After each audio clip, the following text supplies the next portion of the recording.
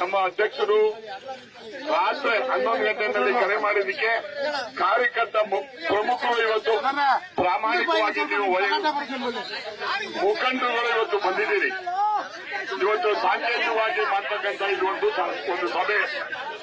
ಬಹುಶಃ ಈಗೆಲ್ಲ ನೀವು ದಿನನಿತ್ಯ ಏನ್ ನಡೀತಾ ಇದೆ ಅಂತಕ್ಕಂಥದ್ದನ್ನ ನೀವೆಲ್ಲ ನೋಡ್ತಾ ಇದ್ದೀರಿ. ಈಗಾಗಲೇ ಕಾನೂನು SIT ಕೂಡ ತನಿಖೆಗೆ ಪ್ರಾರಂಭ ಮಾಡಿದ್ದಾರೆ. ನಮ್ಮ ಆಕ್ರೋಶ ಎಲ್ಲಿ ಅಂದ್ರೆ ಅಮಾಯಕ ಇದ್ದಂತ ರೇವಣ್ಣವರ ಬಂದಿರ್ತಕ್ಕಂಥದ್ದು ಖಂಡನೀಯ ಅಂತಕ್ಕಂಥದ್ದನ್ನ ಈ ಸಂದರ್ಭದಲ್ಲಿ ನಾವು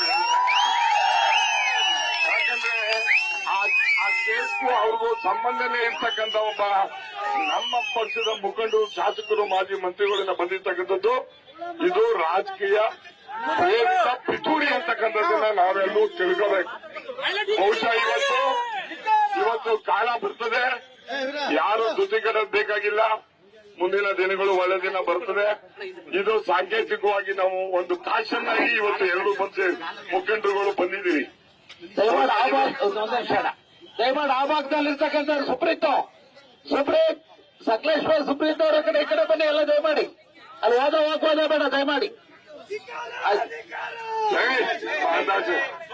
ಸುಮ್ಮನೆ ಇವತ್ತು ಈ ಘಟನೆಗಳು ಏನೇನಾಗಿದೆ, ಈ ಘಟನೆಗಳಿಂದ ಯಾರ್ಯಾರಿದ್ದಾರೆ ಯಾರು ಕಣ್ಮುಚ್ಕೊಂಡು ಕೂತಿಲ್ಲ.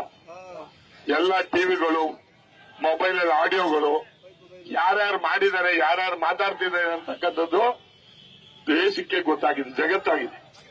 ಅದರಿಂದ ನಮ್ಮ ಅನಿಸಿಕೆ ಮತ್ತು ಹೋರಾಟ ಏನು ಅಂದ್ರೆ ನಿಜವಾಗಿ ಇದಕ್ಕೆ ಹೊರಗಡೆ ತಂದಂತ ಯಾರ್ಯಾರು ಮುಖಂಡರುಗಳಿದ್ದಾರೆ, ಕಾಂಗ್ರೆಸ್ ಪಕ್ಷದ ಮುಖಂಡರಿರ್ಬೋದು, ಪಿತೂರಿ ಮಾಡಿರ್ತಕ್ಕಂಥ ನಮ್ಮ ಪಕ್ಷ ಪಿತೂರಿ ಮಾಡಿರ್ತಕ್ಕಂಥ ವಿರೋಧಿಗಳು ಇರ್ಬೋದು, ಅವರನ್ನ ಕೂಡಲೇ ಬಂಧಿಸತಕ್ಕಂಥದ್ದನ್ನ ಮಾಡಬೇಕು.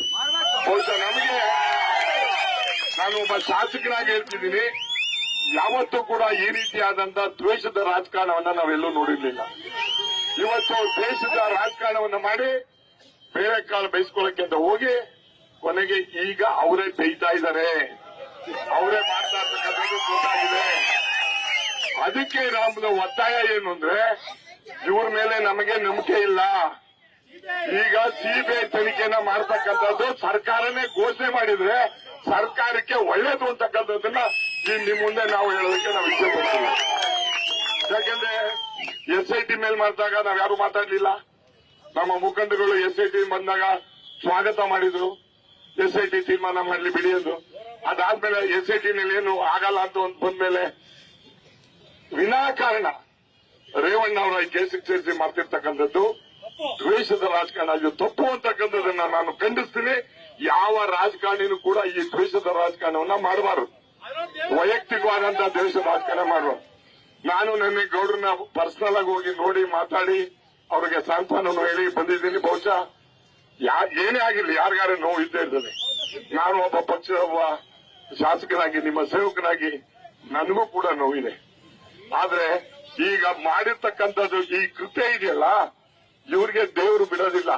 ಯಾರೇನಾದ್ರು ಅನ್ಕೋಬಹುದು, ಇಂಥದ್ದಾರ್ಬೋದು, ಕಲಿಸ್ತದೆ.